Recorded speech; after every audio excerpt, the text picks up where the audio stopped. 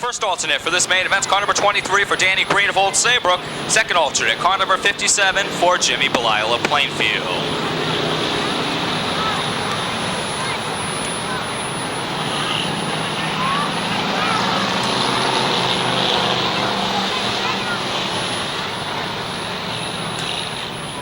This is Scout Night, feature event number 2. One more on the horizon. But right now, the scoreboard shows the green flag, and we're back underway with Guy Ingham and Mike Holdridge leading the field off turn number 2. Side by side, Holdridge gets the bite on the 300-foot-long back straightaway. He breaks into the lead.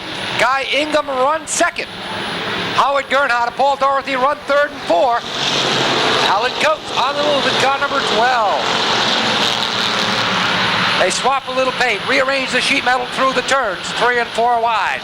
They blast down that back straightaway once again. Mike Holdridge in command. Been a tough season thus far. Alan Coates pulls out a line with car number 12. Looks as though he may have a tire gone down on his entry. And he's trying to stop out on the racetrack, but unfortunately, to no avail as we stay on the green. Tough break for the young driver, having a pretty good season going. But it's not going to continue on tonight. The 26 car in trouble. Darren Thomas, car number 26, Connecticut. Tags the opco barrier, but is able to stay in a forward motion, although he may have a tire gone down. He's limping up into the marbles between turns 1 and 2. If he can continue on rolling, we'll stay under green, but now we have trouble in turn number 4. Guy Ingham goes around. Charlie Bailey goes around. Skip Bruning almost caught up in it. A host of cars just able to sneak on by. 3 down, 12 to go. 15-lap feature event for the limited Sportsman division out in the Speedway. Mike Holdridge, our defending track champion, out front. Been a long dry spell for this driver. Second generation driver out of Madison, Connecticut. Set sail once again.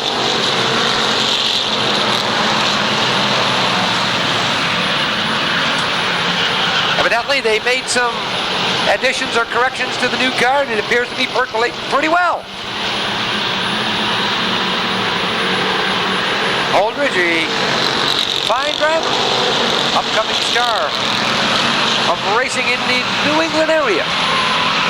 Calls Waterford Speedbowl his home on Saturday nights, looking for his first win of the year. Holdridge is out front. Paul Dorothy in the 40 car runs second. Third is John Connell in that 78X. Bud Keeney runs fourth with the 77X. Bobby Bruce just breaking into the top 5 with the 05. The Anderson Service Center. Greco's Race Engines. R. Anderson Excavating. P&K Duffy sponsored Chevrolet is out front in flying.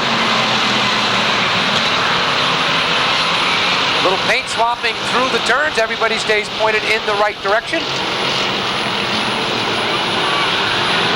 Holdridge continues to add to his lead. Meanwhile, back in the middle of the pack, a host of drivers battling for an up-front finish in this feature lineup. This time by the halfway marker due out. It'll be 8 down, 7 to go once Holdridge crosses the stripe this time by. Paul Dorothy with a fine effort, holding on to that number 2 position. John Connell runs third. Bud Keeney is fourth with the 77X. And Bobby Bruce, those 5 cars have kind of just walked away from the remainder of the field. But Howard Gernhardt in that 36 car has Skip Bruning alongside as they battle for the number 6 position. 9 down, next time by. Will be 2/3 of the way through this feature event. The 5 to go being posted from the flag stand. Danny Cordaway notifying the drivers just 5 more times around in this feature event for the limited Sportsman division.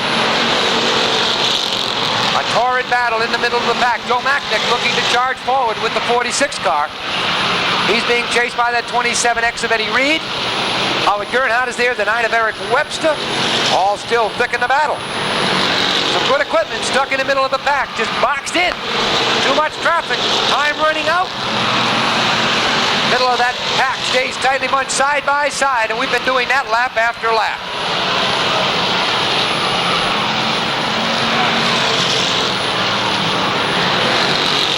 Couple cars cars going around the 03 of John Faulkner, the 50L of Louis Belisle. Everything seems to have corrected itself as we continue to run under green.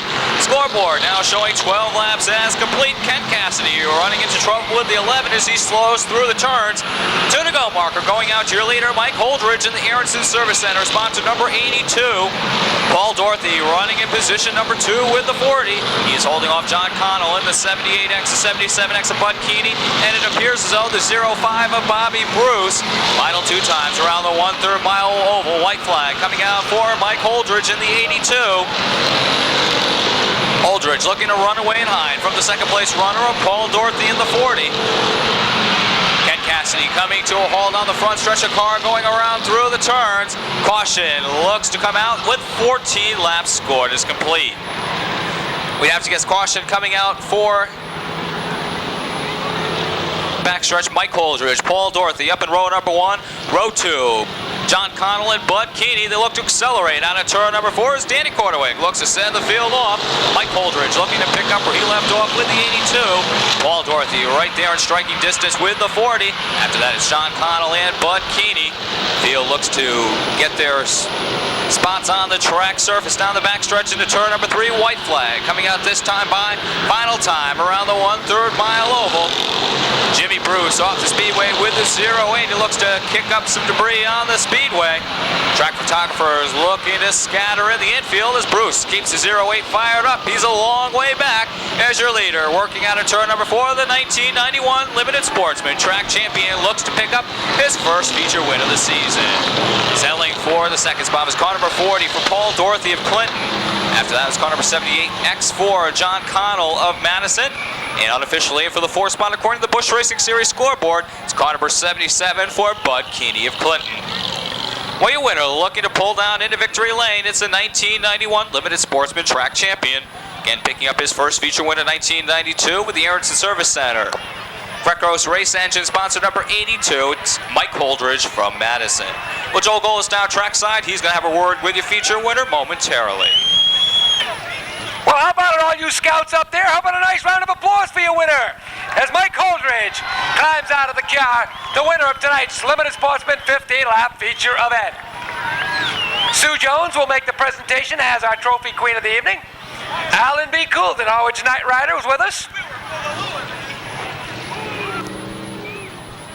Heck of a run out there. It's about time, I tell you. It's going awful so far this year. Well, it's long overdue. Last week you threatened to bring out Old Faithful. Yeah. They come back with the new car and do just as well. There's something got to be said for it. Yeah, she came out all right tonight, but I started up front. It was easier, you know? Well, it's the Aronson Service Center, R. Anderson Excavating, Greco's Race Engines, Dyno Time, the P&K Duffy sponsor number 82. Do we miss anybody? Yeah, I just want to say happy birthday to my mom. This one's for her. So, What's Ma's name? Patty Holdridge. Patty Holdridge. In fact, she's the wife of modified driver Dale Holdridge. Just happens to be mine for the second generation. Where do you go from here? Can you come back to defend your title? Oh, I don't know. We're just going to have some fun, that's all. Keep trying to win them. That's what they all say, but they come out here battling every Saturday night, Michael. Yeah, we'll keep trying, that's all. That's what we like to hear. He'll be back next Saturday night. How about it, ladies and gentlemen? A nice round of applause. Here comes Mommy right now. Patty, happy birthday to you. And right now, the feature winner's going to celebrate in victory lane, and we're going to send it back up to Bobby Freeman in the booth for a recap on the feature finish.